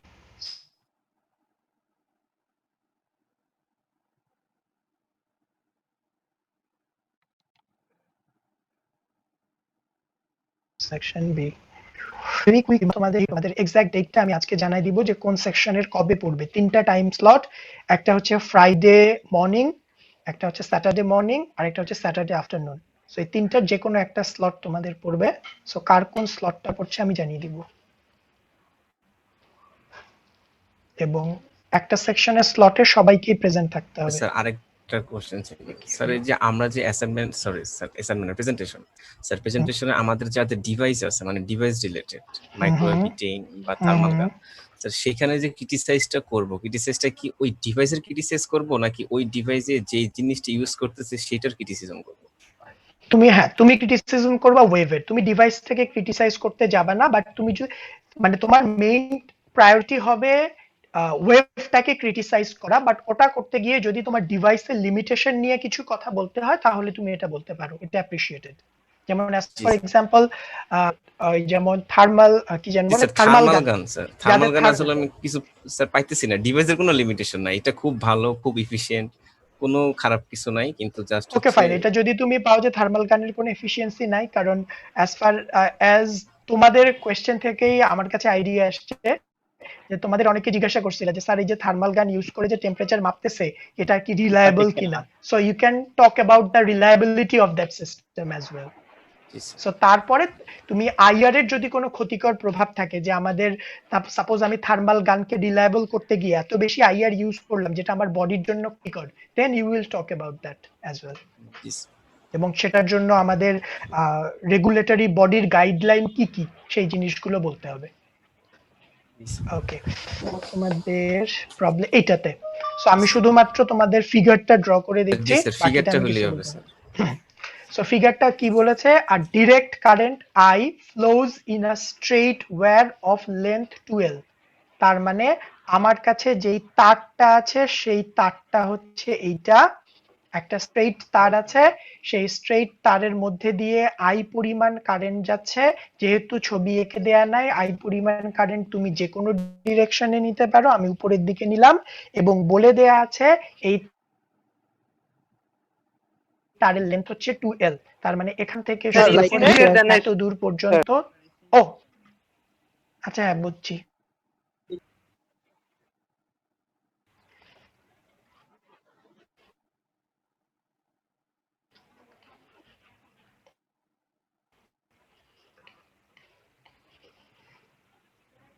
Okay, let's come here. Okay, again. আচ্ছা, এটা এখন আমি রিমুভ করতে পারবো না কারণ আমি এটা এমবেড করে ফেলছি। একটা মিনিট। আজকে ক্লাসে লেকচারে আমি এটা কেন ইনক্লুড করে দিব? এটা শুনতেইছো? না, আপনি ওটার মধ্যে আইকে দিলেন আর কি, সেটা আচ্ছা একে আপনি ডিলিট করে দিলেন, আমাদের দেওয়ার দরকার নাই। ও আচ্ছা, alright, so let's come here. A direct current I flows in a direct current. It's important information না, কারণ কারেন্ট ডিরেক্টলি হইতে হবে, চেঞ্জ হলে এই চ্যাপ্টারে থাকতো না। তাহলে একটা I current flows in a straight wire, তাহলে একটা স্ট্রেট ওয়্যার নাও। তাহলে আমি একটা স্ট্রেট ওয়্যার নিলাম।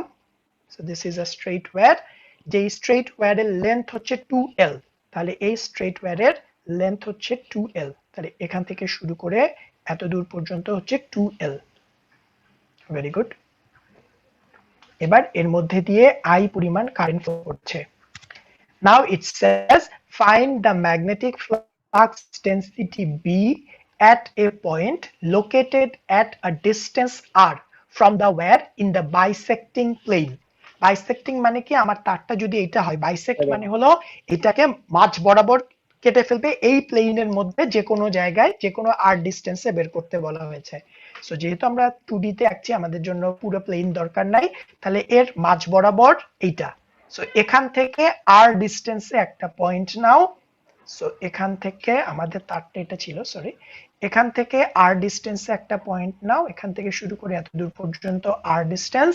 এখানে একটা পয়েন্ট আছে পি, এই পি পয়েন্টে ম্যাগনেটিক ফিল্ড বের করতে বলা হয়েছে।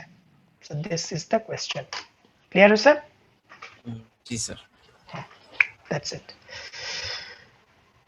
স্যার এই আর্টটা স্যার বুঝতেছিলাম না যে আসলে এটা কি যে মিডল থেকে গেছে হ্যাঁ নাকি হ্যাঁ, এটা মাঝে মধ্যে বোঝা যায়। ডিএস থেকে কিছু একটা গেছে। স্যার আমার একটা কোশ্চেন আছে। হ্যাঁ বলো। স্যার আমরা যখন ম্যাগনেটিক ফিল্ডে কাল করি তখন তো আমরা চার্জ ডেনসিটি পাই। তো কাল করার যে সূত্রটা আমরা সাধারণত ভেক্টর থেকে করে আসছি ওই অনুযায়ী করলে তো ওই যে সাপ্লিমেন্টারি শীটের সাথে যে জিনিসটা আছে এটা মিলতেছে না, এটা কেন হচ্ছে? আরেকবার একটু বলো। আমরা ম্যাগনেটিক ফিল্ডে কার্ল করে কারেন্ট ডেনসিটি পাই। হ্যাঁ স্যার। হুম, তো তারপর ভেক্টরে করার সময় আমরা কাল করলে যেভাবে কাল করতাম মানে ওই যে ক্রস গুণফলের জন্য, তো ওইভাবে যদি আমি এটাকে করতে যাই তাহলে তো সাপ্লিমেন্টারি শীটে যেভাবে দেয়া আছে ওই রকম পাচ্ছি না। বুঝছি। এখন যেটা হচ্ছে যে তুমি যেভাবে করে কার্ল করছো তুমি কিন্তু শুধু কার্টেশিয়ানের জন্য করছো, কার্টেশিয়ানের জন্য কিন্তু মিলে। But if I am not wrong তোমাদের ভেক্টর কোর্সে স্ফেরিক্যাল বা সিলিন্ড্রিক্যাল কোঅর্ডিনেটের জন্য করায় না। তো যদি ওটা করাইতো তাহলে দেখতে সবার জন্যই মিলতো। ও স্যার এইটাই মানে আমি তো স্যার মানে এই যে এমনে করে কার্ল করো তাই না, হ্যাঁ, যে এমনে করে হ্যাঁ ax i j k dx dy dz, so ওটার সাথে মিলাই দেখো, দেখবে সাপ্লিমেন্টারির সাথে কার্টেশিয়ানটা মিলে। বাট তুমি তো সিলিন্ড্রিক্যাল বা স্ফেরিক্যালের জন্য আগে করো নাই। রোটা শুধু মেলে না বাকি সবটুকুই মেলে, মানে যে হ্যাঁ, আগে যে হ্যাঁ। রো এবং রো সামথিং। হ্যাঁ ওই রো গুলা হচ্ছে তোমার ওই কোঅর্ডিনেটের করেসপন্ডিং কার্ল। সো আমাদের যেহেতু এটা করায় না, এটা কোনো অ্যাকচুয়ালি তোমাদের না, এটা আসলে আমিও যখন ভেক্টর কোর্স করে আসছি আমাদের এই কোঅর্ডিনেট গুলো টাচ করে না, কেন করে না আল্লাহ জানে। সো এটা ওদের প্র্যাকটিস হয়ে গেছে। সো ওই জায়গাগুলো যদি আমাদের করানো হতো তখন তোমরা দেখতে পাইতে যে আসলে মিলে যায় পুরোপুরি ভাবে। Okay, so thank you very much. Today we will complete our lecture here. Okay, thank you. আসসালামু আলাইকুম স্যার। Wa alaikum assalam.